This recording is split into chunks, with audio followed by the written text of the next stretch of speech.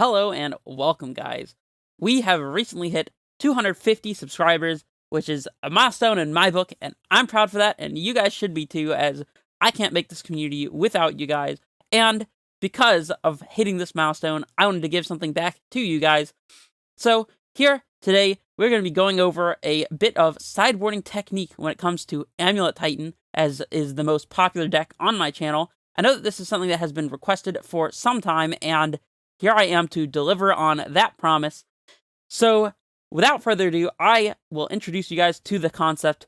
How the heck do you sideboard with Amulettitan? What are you supposed to do?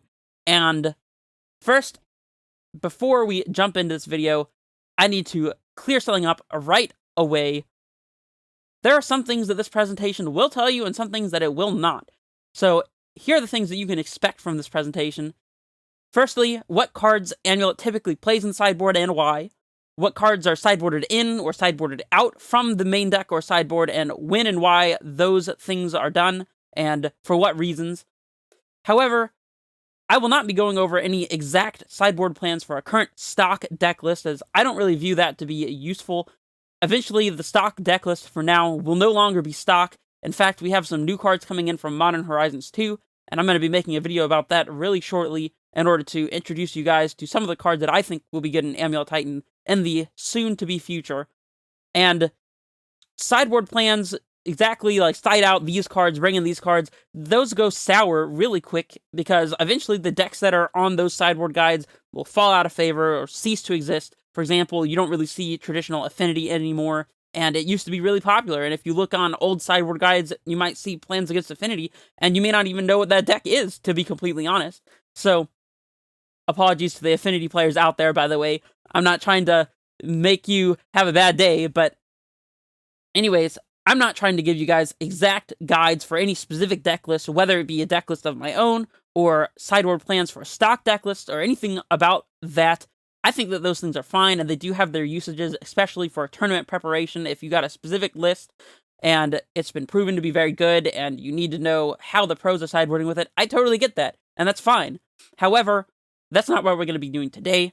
I will give some examples of how I approach sideboarding and what I would bring in and out later on in the video, but keep in mind that these are not meant to be the guaranteed answer to how you should sideboard in any given matchup, because let's be honest, it would be pretty pretentious for me to think that I know exactly what the best sideboarding plans are. I'm constantly learning, and if you find yourself sideboarding differently, maybe you value different cards in different matchups differently, then that's perfectly fine, and in fact, I encourage that. So I will tell you what I know about sideboarding with Amulet, what kinds of cards we have, things along those lines, but I'm not going to give you a deck list and say, here's how you should sideboard. That's just not the point of this video. So now that we've gotten that out of the way, let's start with what cards Amulet actually plays in the sideboard. Why do we play these cards? And this is going to fall into several categories of cards, I suppose you could say. It's going to include answers to problem cards, extra threats for matchups where we need them, Summoner's Pact targets that make a very specific inclusion, creature removal for various creatures that could be problematic, and matchup-specific bullets that we include in the sideboard for specific matchups. And let's just jump straight into these categories and discuss what some of them mean and why they're here and why they're in the Amulet sideboard in the first place. So firstly, one category of cards that you'll find in the Amulet sideboard is answers to problem cards, and I can explain that very simply. There are certain cards that Amulet just has a lot of trouble beating, certain cards that act as Amulet's kryptonite, so to speak. These include cards such as Blood Moon, and Snaring Bridge, and Sword of Feast and Famine. These are all cards that are particularly good against Amulet, particularly Blood Moon, as this will turn all of our lands into mountains. And again, if you're not familiar with any of these cards, then go ahead and pull up a separate Google tab and search them up. I'm sure you can find them pretty easily. These are all cards that can be very problematic. Blood Moon prevents our mana base from functioning, might stop us from ever even casting a Titan. We don't play that many basic lands, so Blood Moon's a huge issue. And Snaring Bridge stops us from attacking with our Titans and setting up more lands, and if we can't attack to win, that leaves us very few options. We have Dryad and Valakut, and if you're not familiar with the general plan of Amulet, then you need to check out my guide to Amulet for beginners. It'll be linked in the description below if you want to learn more about this deck, as I'm not covering over the general strategies and premises behind Amulet. instead we're just covering the sideboard. And then finally, things like Sword of Feast and Famine can be very problematic as they present a very fast clock and make it hard for our creatures to block and deny us of resources when we have to keep discarding cards and accelerate our opponent by untapping their lands. Obviously, these types of cards are going to be very difficult for Amulet to beat, and in fact, Amulet will frequently play cards like Reclamation Sage or Force of Vigor to answer specifically these cards, because if you don't answer them, then you will just lose, and obviously that's one of the things that you want your sideboard to address, is these cards that you would otherwise just lose to. So there's one other thing to note here in this section, and that is that more recently, Beast Within, the 3-mana instant that destroys a permanent and replaces it with a 3/3 Beast token, is a answer that's come into irrelevance because it can hit things like Ashiok Dreamrender, Teferi Hero of Dominaria, and Jace the Mind Sculptor. These Planeswalker cards that can be problematic. Ashiok in particular really shuts down our deck. It stops us from transmuting Talari West, it stops us from searching with Titan and setting up Valakut and Dryad, it stops us from being able to search even on a Titan attack. So if our opponent just Path to Exiles our Primeval Titan after an Ashiok hits play, then that was our whole plan. We never got to set up any lands. It's just going to be a really bad time. We can't transmute for Cavernous Souls to play through counter magic, that kind of thing. So in particular, if you're looking to beat these control, finishers, and Ashiok Dreamrender in particular, then Beast Within is going to be the card of choice, and you'll see that appear in Amulet sideboards as well. So now we move to the next category, and this is the category of extra threats. So if you haven't played Amulet before, I can tell you from experience that sometimes Amulet feels like it only really does one thing. You'll see people go as far as to include Through the Breaches and Emrakul's, or Karn the Great Creators, or Elvish Reclaimer in their Amulet deck just because they want to be doing something other than just straight up casting Primeval Titan some of the time. And that idea, that feeling that the deck only really does one thing, can sometimes be very detrimental. Because if your opponent has a plan for Primeval Titan, if they have these problematic cards like Ashiok or whatever that are very good against Primeval Titan, or if they play cards like Surgical Extraction, which let them search our hand and library for every copy of Primeval Titan if they have one to target from our graveyard, and get rid of them, well then, what are we going to do in those cases? Well, the answer to that is very simple. We need extra threats in the sideboard for matchups where we need to play around counter magic, for matchups where we need to play around Surgical Extraction or Unmoored Ego, or just when we need extra threats in general. And the biggest card for that has been popular for a very long time now is Tireless Tracker. This is a 3-mana 3/2 that whenever a land enters the battlefield under our control, we get to make a clue that we can sacrifice to draw a card. And whenever we do sacrifice a clue, be it to the tracker or for some other reason, we can put a +1/+1 counter on it. So this is a card that lets us draw more cards, find those answers that we need, and it will also just get out of hand really quick as a creature that grows to an enormous size in a very small amount of time. You would be surprised. Tireless Tracker is definitely one of those staple cards for the Amulet sideboard that, until we see something much better that's printed, or some big shift in the deck, I feel that Tracker is going to be a sideboard staple for Amulet. So this is definitely one you should be looking out for when it comes to your sideboarding and your sideboard plans. However, there are other cards that can be used as additional threats in the sideboard. Sometimes we see Chameleon Colossus as a big creature with protection from black that'll help you against the Death Shadow players of the world. Black removal spells. It's another thing that you can play underneath counter magic at 4 mana. It's relatively cheap, and being a changeling, you can Cavern of Souls it through no matter what the cavern is naming. So if you played Cavern naming Beast to play a turn 1 Arboreal Grazer, and you need to cast Chameleon Colossus, well, it'll still be uncounterable thanks to the fact that it's every creature type. So Chameleon Colossus is one that has showed up in the past, and it might show up again in the future. And then finally, we have Arasa of the Endless Web. This is another extra threat that I have included. As a 4-mana 3/5 with Reach, it's already pretty good against blocking flyers that our opponent might have, and being very good against Lightning Bolt decks, as it doesn't die to Bolt, and it can block most of the creatures that they would be playing. And then it also has an additional ability that makes 1/2 Reach Spider tokens whenever our opponent casts an instant or sorcery. So against any opponent where we're facing down a lot of instants and sorceries, be it Lava Darts and Lightning Bolts, or Opts and Seer Visions, or whatever, if our opponent is casting instants and sorceries, then Arasa will be very good there. So it can be an extra threat against control, it can come in against prowess as a bullet, and it's just a very good card all around. Of course, there are many other things that you can include as extra threats here, I haven't included Obstinate Baloth in this category, although oftentimes it can come in as an extra threat because it meets one of the next categories that we'll be talking about. But there are other cards like Huntmaster of the Fells, Rurik Thar, I guess even could count as an extra threat. There are various cards that you just put in the sideboard and hope that on its own it can do something to help you win the game without needing Primeval Titan in the first place, and that is all I'm going to say about the extra threats category. So that brings us to our next subset of cards, and this is Summoner's Pact targets. So obviously, green creatures are going to be better in general in the Amulet list because of the card Summoner's Pact. So even our extra threats will tend to be green cards that we can Summoner's Pact for. However, there are some cards that are included specifically because of the fact that they can be Pact targets, and we can have virtually 5 copies of this card in our deck if we keep all 4 Summoner's Pacts in the deck. And these cards tend to be individually and uniquely powerful against very specific matchups. So some examples would be Ramunap Excavator, that lets us play land cards from our graveyard. This is going to be very good against Tron, where we can loop Ghost Quarters and keep destroying their lands and keeping them off of their Tron lands so they can't get up to their 7 mana. This can be things like Obstinate Baloth, which will gain us life against Burn, or can be discarded and put directly into play against Jund decks, where they might be upticking a Liliana of the Veil or whatever.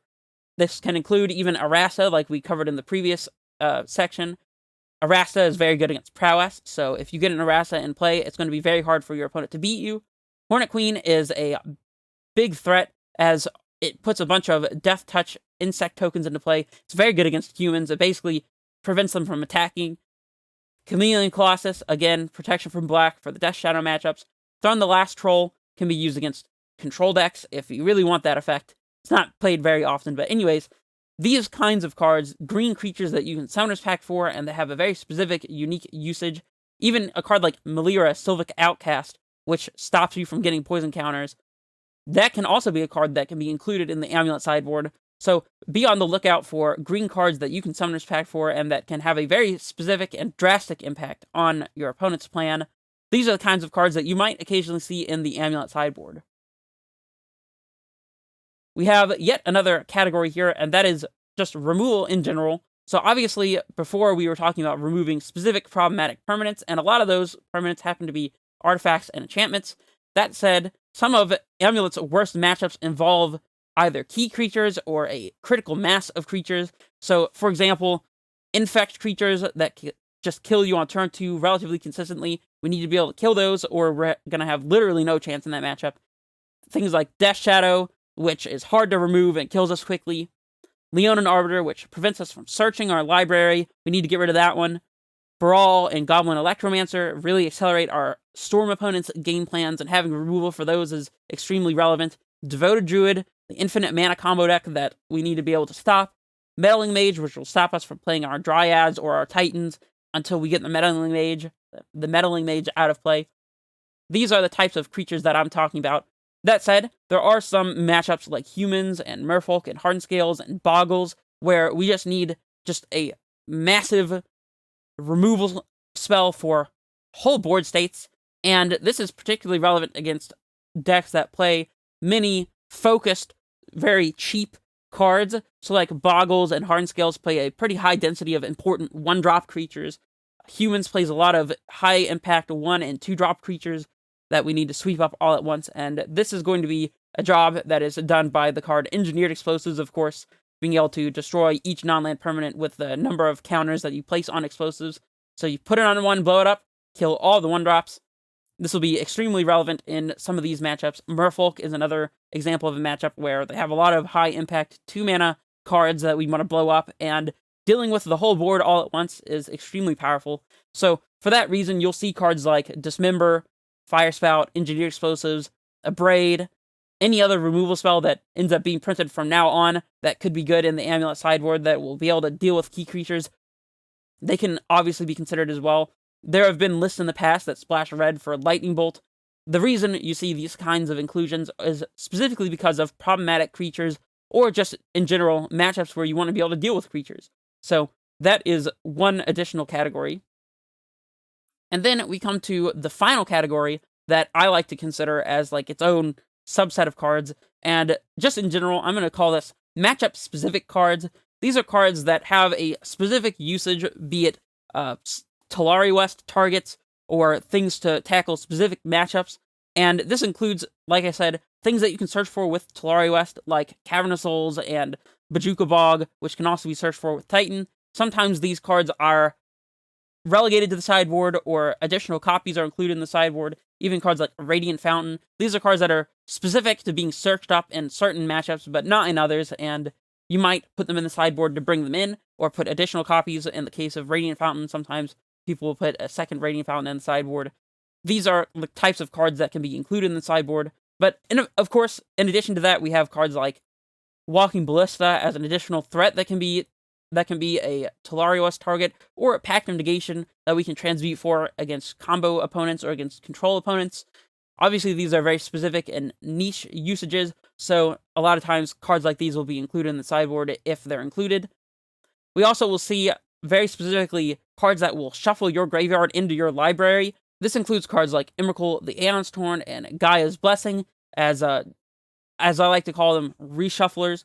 But they also have some other specific usages. For example, you'll see cards like Emrakul, the Aeon's Torn, or Kozilek, various big Eldrazi that reshuffle into your library, but also these have other relevant pieces of text. So Emrakul, the Aeon's Torn is a creature that you can attack and annihilate 6 your opponent's board, and if you kill your Emrakul with your own Valakut triggers, you can shuffle the Emrakul back into your deck, reset your deck, and just continue to loop Emrakul like this, getting rid of your opponent's board every turn without ever actually decking out, and make your opponent draw their whole deck and lose. This can be relevant against Infinite Life, and so sometimes you'll see Emrakul included for that reason.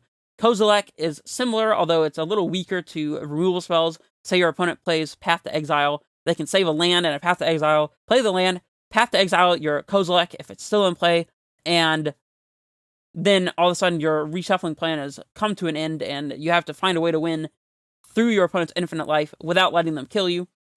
So, a lot of times Emrakul will get the nod for that specific purpose, but sometimes you see these big effects. But, of course, all of them have in common, they shuffle your graveyard into your library, and that's going to be specifically for the mill matchup, which is quite bad, as if you even have just a single reshuffler, sometimes that can be enough to turn the tide of the mill matchup, sometimes it's not. So, anyways, that's the reason why those cards are included. And then finally, there's one specific card that I should mention here as well, and that card is Grafdigger's Cage, the 1-mana artifact that kind of does it all. It stops creatures from entering the battlefield from graveyards or libraries, so it stops tutor effects like Court of Calling, Eldritch Evolution, but it also stops things from coming back from the graveyard, so that could be things that are being flashed back, like Past in Flames against Storm. It can stop our opponent's Neoform from finding a Grizzlebrand and putting it into play. So when very unfair decks like that are popular, occasionally you will see copies of Grafdigger's Cage in the sideboard. One thing I should mention about this card in particular is that because Living End says it exiles the cards and then puts them into play, it does not put cards from the graveyard into play. It puts cards from exile into play, and Grafdigger's Cage does not do anything against Living End. PSA, don't bring in Grafdigger's Cage against Living End. It doesn't do anything. And yeah, that's just something that should always be mentioned when you're talking about the card Grafdigger's Cage.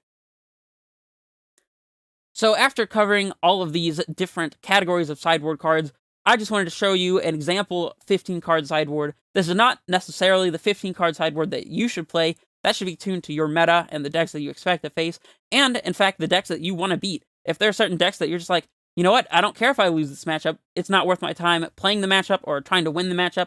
For example, you might say, I don't need a reshuffler against Mill and against Infinite Life, because if my opponent gets Infinite Life, I'm just going to concede. I don't want to play a long game where I annihilate their board, and if I play against Mill, I'll just hit the concede button. It's not that big a deal, because it's just the worst matchup. Well, that's totally fine.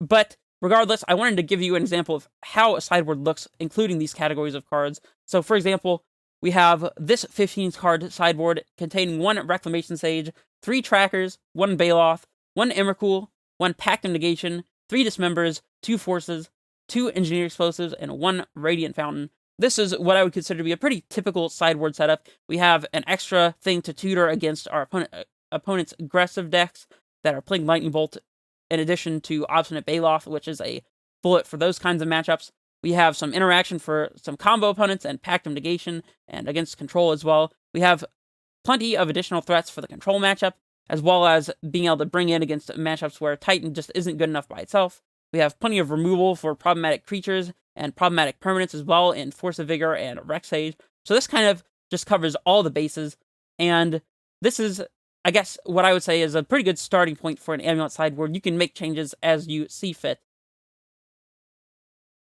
So we've covered what cards are included in the sideboard, but we haven't yet talked about what cards are typically sideboarded out when it comes to sideboarding with Amulet. And I've also found a couple of categories that I am frequently siding cards out in, and we'll go over them here. So the first category is irrelevant lands, whether it be cards like Bojuka Bog, Cavern Souls, or Garenbrig. We'll cover that in more detail in a second. There are also a subset of cards in the Amulet main deck that don't really match every matchup's speed.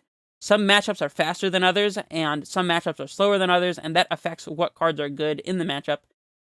We also will occasionally sideboard out Amulet of Vigor, believe it or not, and we'll cover why in just a minute.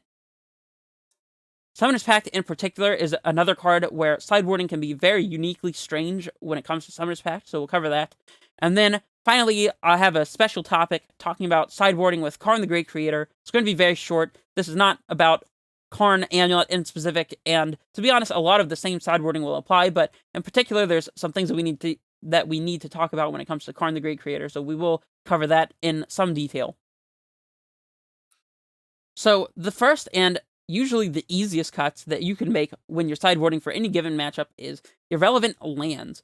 So what does that mean? Well, obviously, there are going to be lands that we include in the main deck, usually, sometimes in the sideboard, but usually in the main deck, we'll have cards like Bojuka Bog and Ghost Quarter and Colony Garden that have very specific usages and otherwise aren't very useful. For example, Bojuka Bog says that it comes into play tapped. When it comes into the battlefield, exile all cards from target player's graveyard, and it just taps for black. So this is a card that we will frequently use because opponents are reliant on their graveyard or use their graveyard in some significant way, and Bojuka Bog can be very relevant against those opponents, but there are some opponents, like Burn, for example, where they don't care about their graveyard at all. Exiling their graveyard is basically the same as doing nothing, and otherwise it's just an inter-battlefield tapped non-green land, which is pretty horrible. It doesn't tap for red or white to activate Slayer's Stronghold, it doesn't tap for green to play your creatures or activate Castle Garenbrig, so in general, when it is not relevant, it's just a really bad land. So obviously Bojuka Bog makes sense to be a very first cut against some opponents where they're not using their graveyard. The same applies for cards like Ghost Quarter, where it destroys a threatening land. If your opponent's not playing any threatening lands, then you obviously don't need Ghost Quarter, right? Colony Garden is the same. It makes a chump blocker or an extra body, and if you're playing a matchup where that's not relevant, say against Tron, for example, where you don't need a 0/1 plant, you just need to disrupt their mana base and do your game plan and win with Titan. Colony Garden, you don't need it against Tron, neither do you need Bojuka Bog, so just side it out, right? This can apply to Cavern Souls as well. Cavern Souls makes your cards uncounterable. If that's not relevant, then Cavern Souls can go, as it's basically a strictly worse forest. There's some cases where you might keep Cavern because it taps for a green to play a Grazer on 1, for example, but generally, you can cut Cavern Souls in certain matchups, so those are kind of the general idea when it comes to cutting irrelevant lands. There's one particular land that I want to talk about that people don't think about sideboarding out often, but it is a very good candidate for siding out, and that is Castle Garenbrig. Castle Garenbrig lets you take 4 mana and turn it into 6 mana, and this is very helpful against opponents where you need a fast Titan. If you need your Titan to come into play on turn 3, Castle Garenbrig is very good at helping you do that. If you're not sure what I'm talking about, then check out my Lines video, which will be in the description below, where I cover exactly how Castle Garenbrig in particular can be useful when it comes to playing Titan early. But if you don't need to play Titan that early, especially if you're going to be using Cavern Souls to make an uncounterable Primeval Titan and unlikely to be filtering mana through Castle Garenbrig, then why do you need it? Just side out a copy or two. You won't regret it, trust me. So that is the first section of potential cuts that I would like to cover. And we'll move on to the second one, which is irrelevant Tolaria West targets. So some cards are included in the main deck on occasion, specifically because they can be searched up with Tolaria West. These are going to be 0 mana cards that do some specific effect. For example, Pact negation against control opponents, against combo opponents, against Tron. If you're not playing against any of those 3 types of strategies, then cut the Pact negation. It's dead. It's not going to do anything and might actively hurt your chances of winning because you need to top deck Primeval Titan and you draw a dead Pact negation. Get that out of there. This also includes engineered explosives. There are some matchups where your opponent is just not committing cards to the board. This is going to be particularly against control opponents usually, but if engineered explosives is not needed, then cut it. So now we come to the third section, which I think is going to be a little more interesting than the past two, and this covers cards that are relevant to specific speeds of matchups. And what do I mean by that? Well, you need to ask yourself, when you're looking at sideboarding for a matchup, how fast is my opponent trying to kill me? Are they trying to kill me very fast and I need to get on the ground fast, ramp out my cards fast, and just play a Titan really fast and try to close the door as soon as possible? Or is my opponent giving me the time to develop? Are they giving me the time to draw the lands and the cards that I need? Do I need to be cognizant about how many cards that I have in hand? This particular question is relevant to the cards Arboreal Grazer and Explorer, obviously.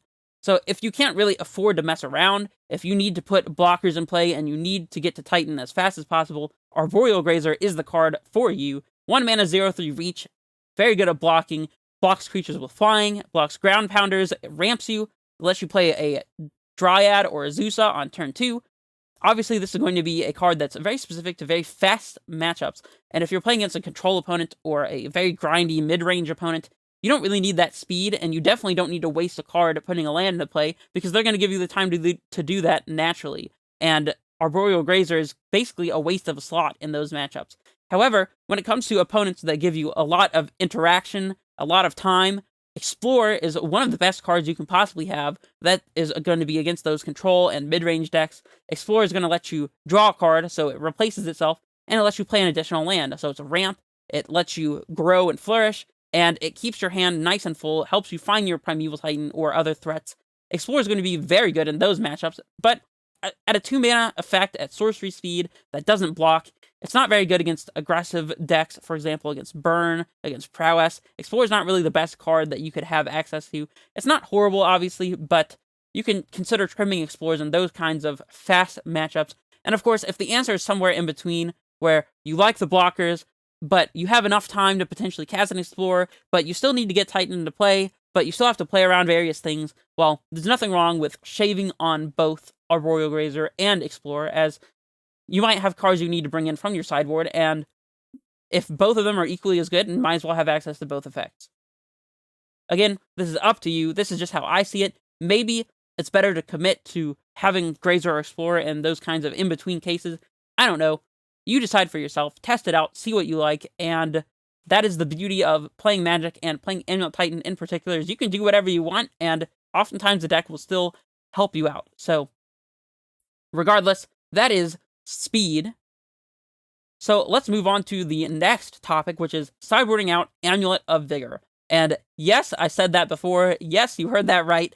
Yes, the deck called Amulet Titan does sometimes sideboard out Amulet of Vigor, and it's not that crazy a prospect at all. The reason why this might occur is when you need to top deck threats, and the second and third amulet are just not very good. They're not threats for sure, they don't end the game, and sometimes your opponent gives you tons of time to draw into what you need, to draw into an amulet, or just get to 6 mana naturally, and the amulet can be kind of dead in those senses where you just need to top deck anything that's relevant, and you top deck the second and third amulet, and you just lose the game on the spot. That does happen, so against these mid-rangey and control decks, sometimes we sideboard out an amulet or two. The other scenario that I've sideboarded out Amulet in the past is against opponents who are very heavy on Blood Moon type effects, Blood Moon, Mages of the Moon, those kinds of things.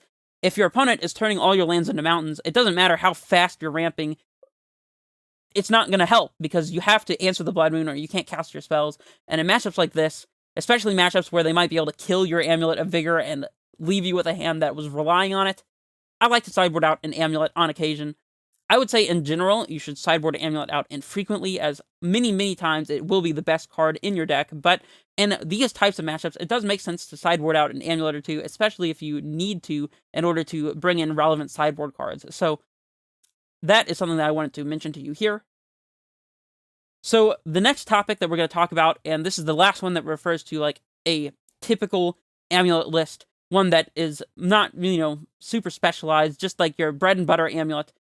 this card is Summoner's Pact. And as you know, Amulet plays Summoner's Pact for a very specific reason. It's to give you as many copies of Primeval Titan as possible, even if you have to pay 4 mana at the next upkeep. It doesn't matter. You just want to get Titan into play, and you need enough draws to find Titan in order to do that. So Azorius loops into Summoner's Pact, which loops into Titan.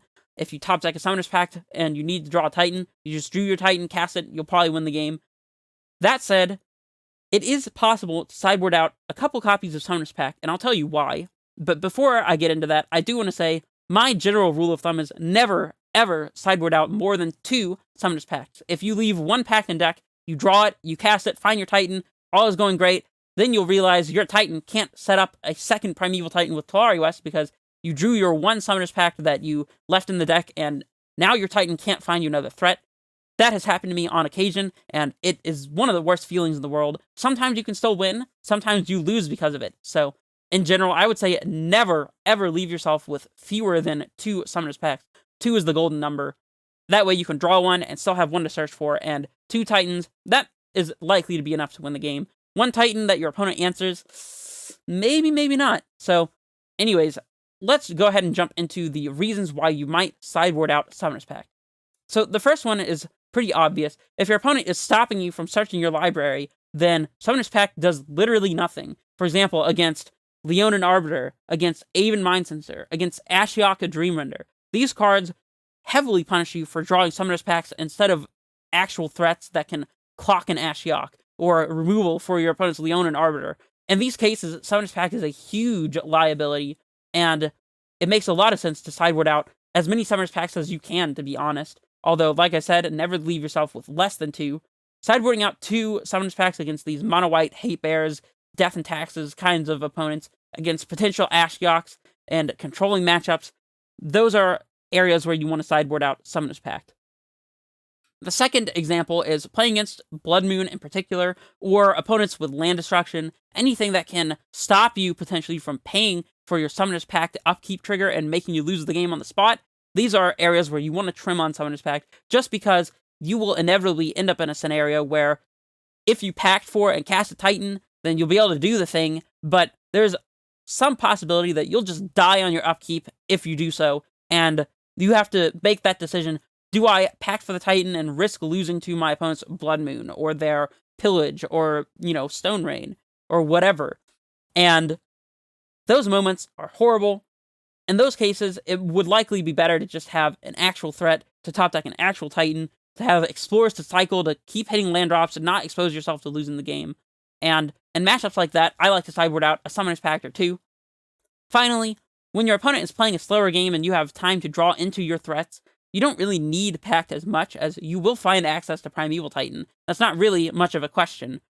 And especially in matchups where you need to play threat after threat after threat, turn after turn after turn, you need to be able to have the freedom to commit 1 threat, 1 turn, and immediately the next turn cast another threat to try to run your opponent out of counter magic.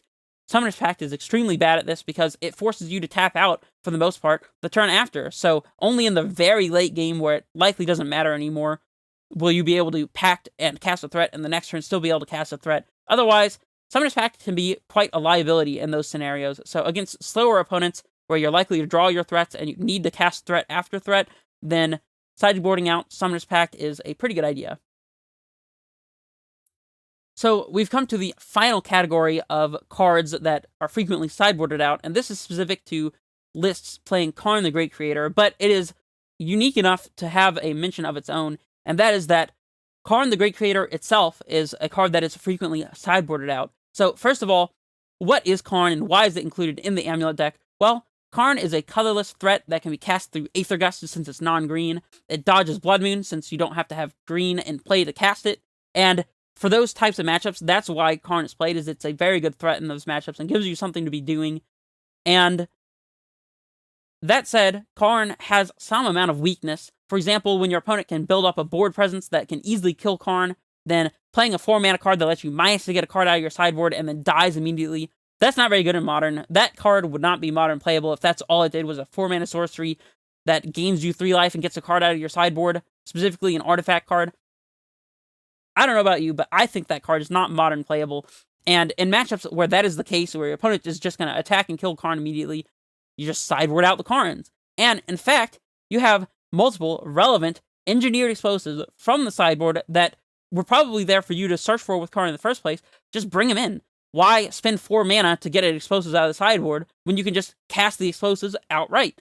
So oftentimes you can board out 3 Karn the Great Creators and bring in 3 engineered explosives, and it matches up perfectly. And in fact, that is part of the plan with Karn the Great Creator, and that is the first place where you want to be cutting Karn the Great Creator, is against opponents that are playing Aether Vial aggro decks, as they typically will get out fast enough to kill Karn by the time Karn comes down. Just because they have Aether Vial doesn't mean that Karn is good against them. That is absolutely a trap. Burn and Prowess, even if they can just bolt your Karn, then you've lost a lot of value for your 4 mana being traded for one of your opponent's card and 1 of their mana. They still have their threats on board. Not a good situation. Death Shadow can one-shot your Karn with a Death Shadow, of course, or Garmag Angler. Not the best there. It's also weak to Stubborn Denial if you're playing against Grixis Shadow. Against decks like Infect, Karn is just too slow, obviously.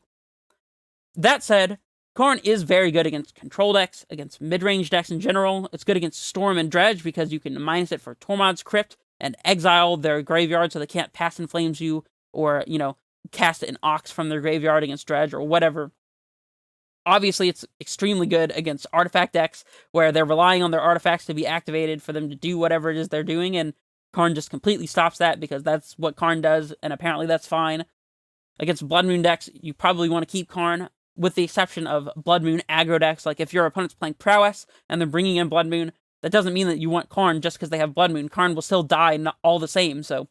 Anyways, that's a specific topic that I wanted to cover, and I'm not going to be covering the Karn the Great Creator lists in detail here. I did talk about them briefly in my Introduction to Amulet video, like I said, in the description below, so if you want to check that out, then I'm sure you can find it there.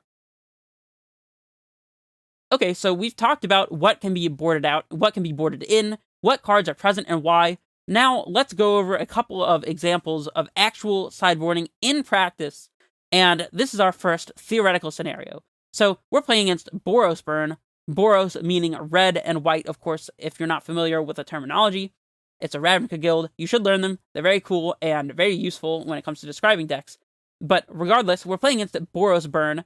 Our opponent is attacking us with Goblin Guides and Monastery Swift Spears. They have very cheap, aggressive creatures that are killing us from the ground. They have direct damage with things like Boros Charm, Lightning Bolt, Lightning Helix. They are very aggressive, they have lots of direct damage, and they have lots of aggressively costed and hasty threats. So, in this next slide, I'm going to show you an amulet list that I consider to be relatively typical, quote-unquote, at least for the time of recording this video. Today is the 2nd of June in 2021, for reference. And we'll take a look at this list. We'll have some questions to think about to help us decide what comes in, what comes out, and then we'll go into exactly my thoughts on the sideboarding process. On the right, you see a deck list that we are supposedly playing against Boros Burn. This is a list taken from some of the Modo League dumps. This is a 5-0 list from the Magic Online user Rodolfo SFD0, and this is a list that I would consider to be relatively representative of Amulet on the whole. The only thing to note that's really unique here about this list, other than the fact that it's playing Arboreal Grazer over Sakura Tribe Scout, which is pretty common, at least in this day and age, is the fact that it has one main board of Reclamation Sage, in addition to a sideboard of Reclamation Sage. Usually you would only see one in the 75, either in the sideboard or in the main board. More commonly in the sideboard nowadays, but when artifact decks are big, then sometimes you see it in the main board. This list has it in both. Otherwise, it's pretty standard, the lands that it includes, the cards choices that are being made. So if you want to take a second to pause and look over this deck list, then please feel free to do so, as this is a thought exercise, and we'll be covering exactly what I would take out and what I would bring in a second. But while you are looking over the deck list, I have a few exercise questions for you. So let's start with what cards we might bring in. So what do we need to think about when we're deciding what cards are good against our opponent? Well, first of all, we need to figure out, is our opponent likely to have any particular problematic permanents? Are any cards that our opponent could be playing possible to come in and just completely sweep away the matchup? Are they likely to occur? Has our opponent shown us these cards already? These are things to consider when we're trying to figure out what to bring in.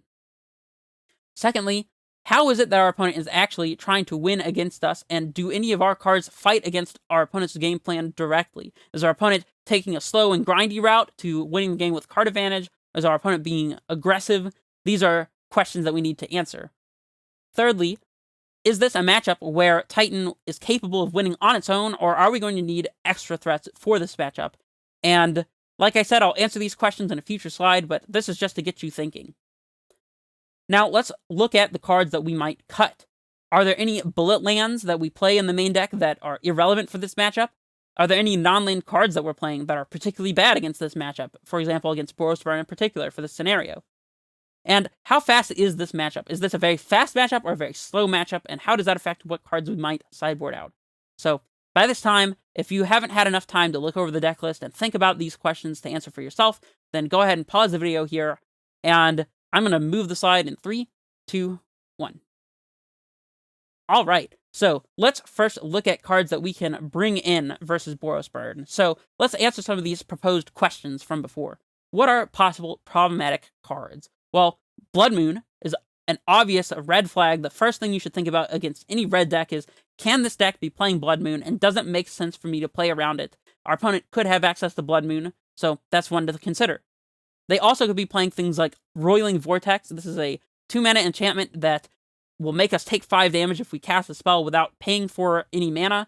So, for example, Summoner's Pact would make us take 5 damage, but it also has an activated ability that stops us from gaining life, which can be very good against our Radiant Fountain types of turns, and our opponent could just use it to do 1 damage in our upkeep every turn. That's probably not the most relevant, but it's something the card does. And again, if you're not familiar with any of these cards, please just look them up on a separate tab. They're not very hard to find. And of course, we know that Burn is going to be playing Eidolon of the Great Revel. These are cards that can be answered by Force of Vigor and Reclamation Sage, and it might be worth it to bring in these cards in this matchup. We'll discuss that in a second. Secondly, let's answer the question of how is our opponent winning? Well, obviously, against Burn, our opponent is winning by applying some very aggressive early creature beats and burning us down when we're at a low life total with things like Lightning Bolt. So how can we fight against this particular matchup? Well, if we look at a card like Obstinate Baloth that's going to gain us life, and Radiant Fountain that's going to gain us life, that'll help us keep out of range of our opponent's burn spells. We could bring in something like Engineer Explosives to kill their aggressive creatures. Dismember could also potentially kill their creatures, but at the cost of 4 life, it basically turns their creatures into a slightly better Lightning Bolt that makes us discard a card. It's not very good in this particular matchup, so Dismember is not going to be the look here. That said, it's something to consider. So things that answer their creatures, things that gain us life, these are going to be our bread and butter for this matchup. Now, let's look at possible extra threats. Do we need to bring in cards like Tireless Tracker? Are we going to be losing the game if our Titan gets answered? Well, I would say in the Burn matchup, not really. Our Titan can win on its own just by getting a Radiant Fountain and picking it up with a bounce land and playing it a couple times and just being out of range of our opponent's burn.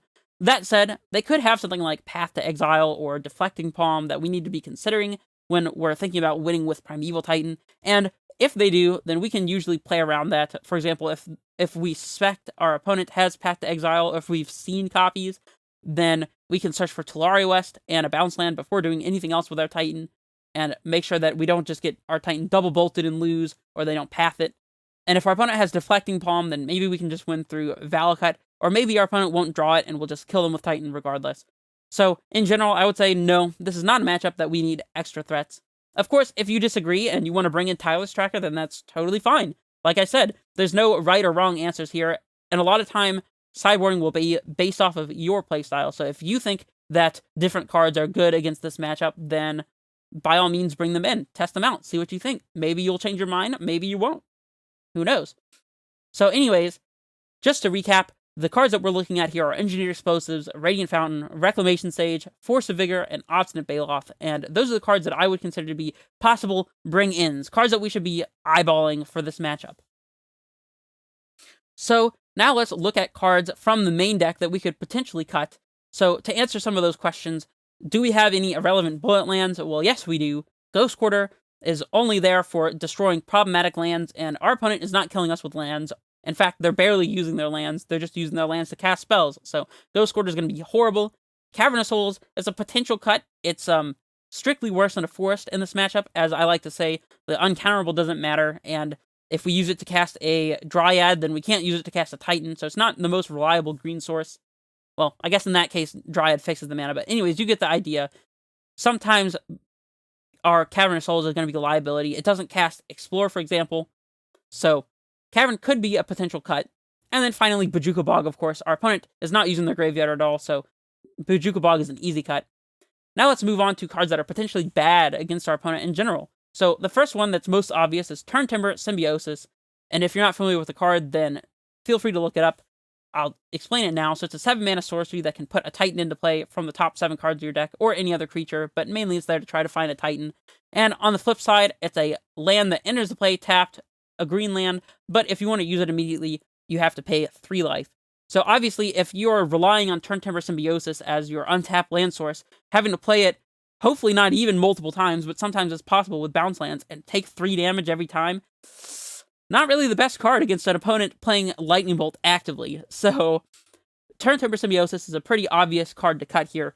And then finally, I wanted to mention Reclamation Sage. I know that we potentially would consider bringing it in from the sideboard, as we were talking about previously, but there's also some downside to Reclamation Sage, and that is, if our opponent doesn't have anything for us to hit with Rec Sage, it's a 3-mana 2/1, which is not that great. At the very least, it could block and trade with a Goblin Guide, or just chump and take some of the damage away from our life total if we block a big Monastery Swiftspear with it, or something like that. And best case scenario, our opponent plays an Eidolon or a Roiling Vortex, and we can play Rec Sage, blow it up, and still have a blocker. That said, it is worth considering. Do we want to have Rec Sage in this matchup? Who knows? Again, that's up to your individual choice. So I will mention it here as a potential cut. And then finally, we have to consider the speed of the matchup. In this matchup, our Royal Grazer is amazing, blocking their creatures, ramping us out as fast as possible. Very good effect. And Explore here is a little bit slow. It's not the worst. It is definitely bad against Eidolon of the Great Revel. It doesn't really block, so I would argue that Explore is pretty bad here, and if we can cut copies, we probably should. But anyways, these are the cards that I would consider cutting. Again, those cards are Reclamation Sage, Explore, Turntimber Symbiosis, Bojuka Bog, Cavern of Souls, and Ghost Quarter. And in total, this is 10 possible cuts. And you might notice, wow, that's a lot of cards that we might be cutting. And that's fine. Sometimes you have to make concessions and sideboard out the cards that are the most useless or the most unreliable for the cards that you do want. So let's go ahead and jump real quick into the final sideboarding versus Boros Burn. This is what I would propose in total. I would suggest cut that Bog, cut that Ghost Quarter, and cut those Turntimber Symbiosis, and bring in a Radiant Fountain, and Indigenous Explosives, and 2 Obstinate Baloth. And that's where I would stop it. Is it possible that we want to be bringing in Force of Vigor and the second Rec Sage from the board? I mean, if our opponent shows us a Blood Moon or some other problematic enchantment, maybe, but until they do that, I don't really like bringing them in, as they're kind of dead cards. We do leave the one Reclamation Sage that was already in the main board in the deck for this matchup, just because it can kill Eidolon and Blood Moon. It can also block and trade with creatures like Goblin Guide, so it's fine, and it's a Pact target, so that's fine. We're leaving Force on the board, like I said. Explorer is horrible against Eidolon, but is it better than paying 3 life to play Turntimber as a land? I don't know. I would suggest potentially testing around with it. Maybe you cut some Explorers and keep some Turntimbers, or do whatever you like. In general, I would say Turntimber is pretty weak, but who knows? Maybe Explorer is weaker. Maybe this should be cutting 1 Turntimber and 1 Explorer. I don't know. And then, finally, Cavern, the card that we were considering cutting from the main deck. It taps for green, it plays a Eternal Grazer. That's worth something, so we might as well keep it. And that's where I'm going to leave it. So this is my final sideboarding proposal against Burn. If you came up with something different, that's great. Test it, see what you think, revise your plans, use your knowledge to inform you on how you want to sideboard with Amulet, as that is the most important thing. Alright, so we've got a second example here. This is versus Azorius control, and if you're not familiar with Azorius, that means blue and white. Here's the scenario. We're facing down counterspells, Path to Exiles, and other creature removal, facing its planeswalkers that will bury us in card advantage, and our opponent's just generally trying to control our game, stop us from doing what we want to do, and win the game with an insurmountable card advantage. So, against this opponent, how might we sideboard? Alright, so y'all already know the drill. this is the place for you to pause and look over the deck list and answer these exercise questions for yourself. Figure out what cards are good, what cards are bad. Write down your response or leave it in the comments below, whatever you want to do, and compare it to what I come up with. We have our exercise questions on the left here, and I'm going to go ahead and move the slide in 3, 2, 1. All right. So, what are some possible cards to bring in versus Azorius control? Well, let's start with the example questions. So, what are some of our opponent's possible problematic cards? Primarily, these are going to be problematic Planeswalker cards like Teferi, Hero of Dominaria, Jace the Mind Sculptor, and in particular, Ashiok Dreamrender would be very devastating. So, these are things that we need to potentially get rid of, especially Teferi and Ashiok. I mean, to be honest, they're all pretty bad. So if they get in play and stay in play, then we might be facing down some problems. And conveniently, we have a card in our sideboard, Beast Within, which can kill Planeswalkers. So clearly, that makes Beast Within a consideration. Secondly, let's think about how our opponent is actually winning the game. They're countering our spells, they're removing our threats, they're drawing extra cards, and they're beating us with a Planeswalker.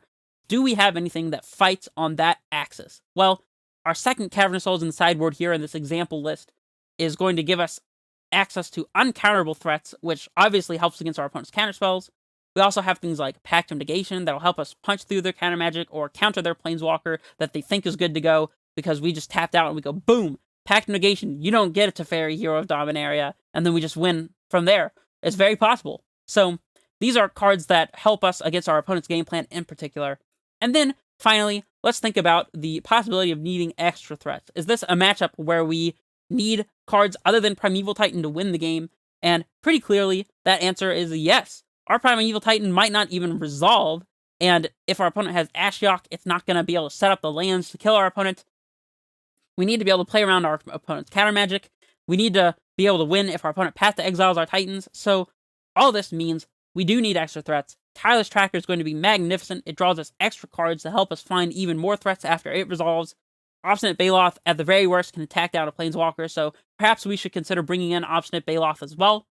And that is where I'm going to leave it for the bring-ins. So that's Cavern Souls, Pact Negation, Beast Within, Tireless Tracker, and Obstinate Baloth. These are the 8 possible cards that I would consider bringing in. So now, let's move to the cuts. So, first of all, are there any cards in our main deck that are irrelevant as far as lands are considered? I would say not really. Colony Garden is even a target. It makes a creature that'll be a good target for activating Slayer Stronghold, so even the 0/1 creature is relevant. We could cut on Castle Garenbrig, as this is a matchup where we're unlikely to be filtering mana through Garenbrig to cast Titan. We most likely need to use Cavern of Souls to make our stuff uncounterable, and that doesn't work very well with Castle Garenbrig, so we could potentially trim on Castle Garenbrig, but considering this list is only playing 3 in the first place, maybe we cut one, maybe we don't. We'll have to figure that out. Garenbrig I would consider to be a relevant cut, but we'll see. So let's move on to, are there any cards that are particularly bad against our opponent? Well, obviously Reclamation Sage is going to be bad, unless our opponent has specifically Detention Sphere, which I don't know about you, but I think that's a pretty uncommon one, so I think Reclamation Sage is pretty much irrelevant. A 3-mana 2/1 is not going to be killing a control opponent anytime soon. They know how to deal with random small creatures, trust me. So I would sideboard out the Rec Sage. We can also sideboard out some Summoners Pacts, as it'll stop us from jamming multiple threats in a row if we need to just jam into counter magic. And it's weak against potential Ashioks, things like that, so we can definitely shave on Summoners Pacts. Again, don't go down to less than 2 copies, as then your Tolari West tutor targets will be very sad. And let's move on to the last category, matchup speed. Obviously, this is not a very fast matchup.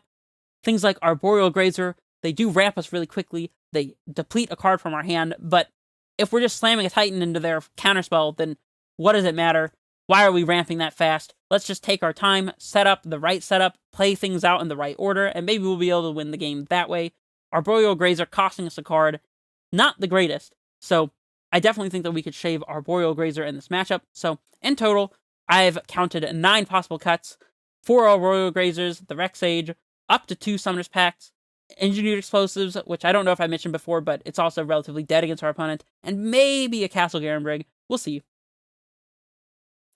So, let's move on to the final sideboarding versus Azorius control. This is my final proposal, and again, if you arrive at something slightly different, that's great. Test it out, see how it goes.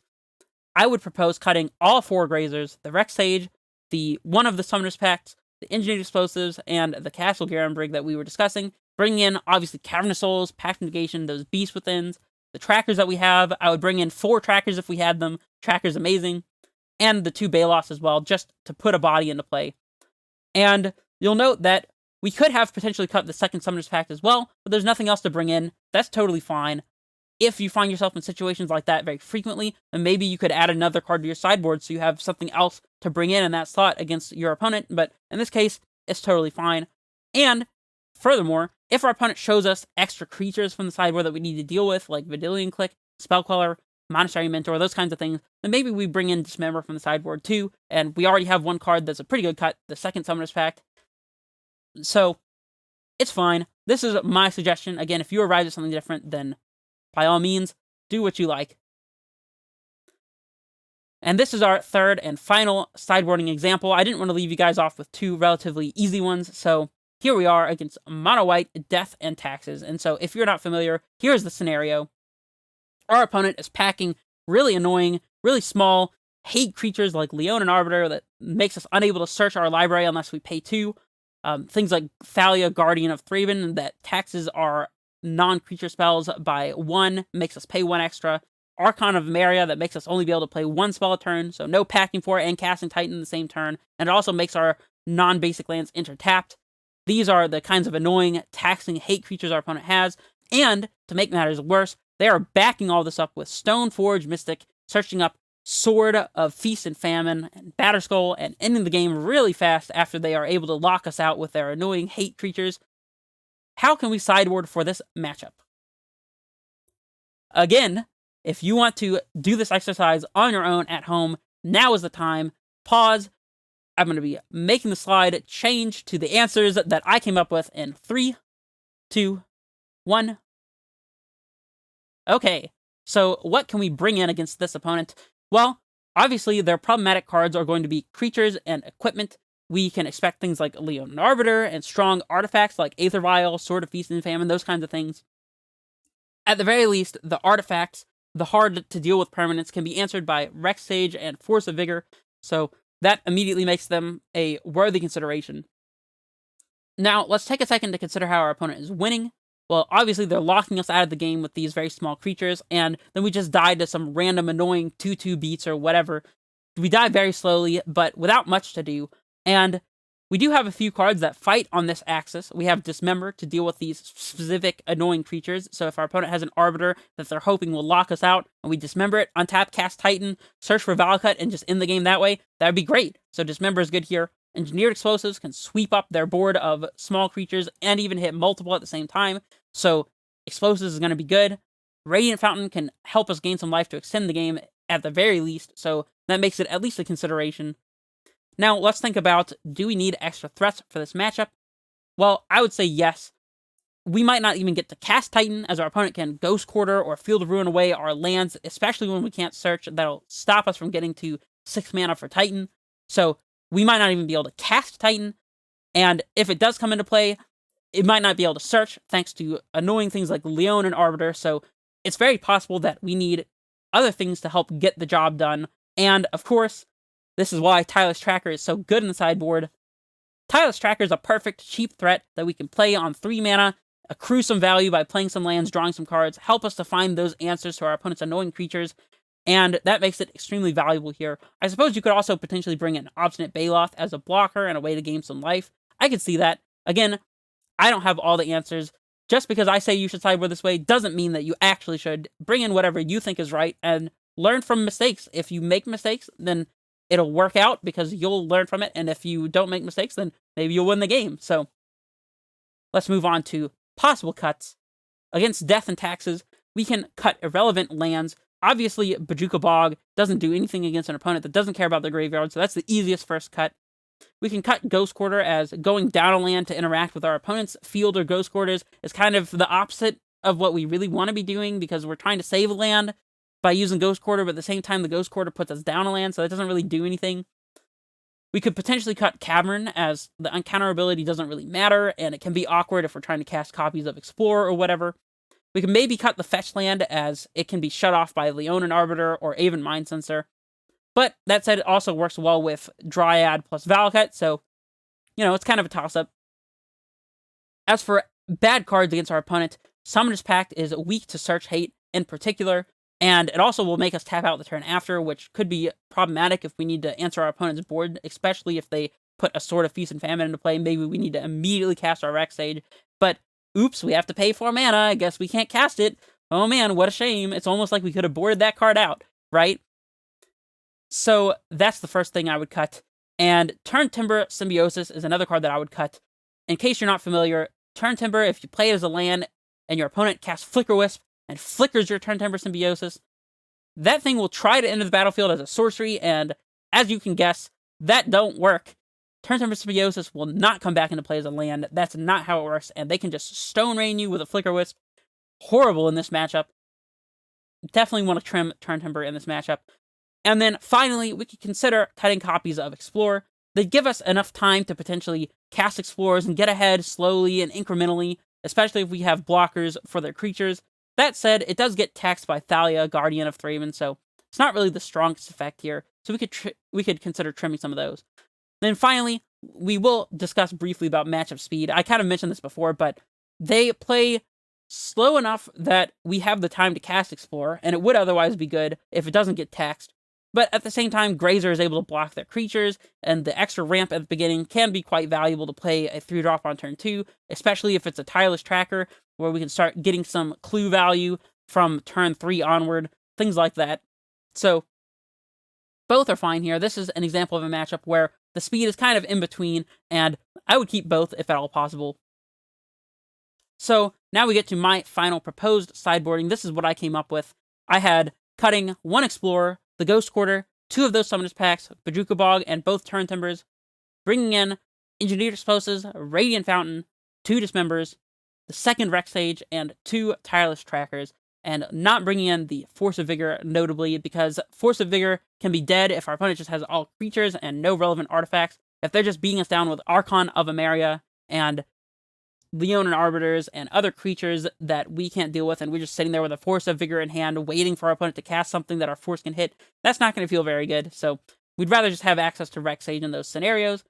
And then finally, it's worth noting that our fetch land is weak to our opponent's possible Search Hate. They could lock it out with their Leonin Arbiters and Aven Mind Sensors, but at the same time, it's good enough with Dryad and Valakut that we could keep it in. It also lets us double trigger Tireless Tracker if our opponent isn't stopping us from fetching it, so I like keeping the 1 fetch land in this case. And yeah, I don't actually have a slide for the conclusion here, but I will stop for a moment to make some conclusionary thoughts. First of all, if you made it this far, thank you for listening, and thank you for 250 subscribers. I appreciate each and every one of you.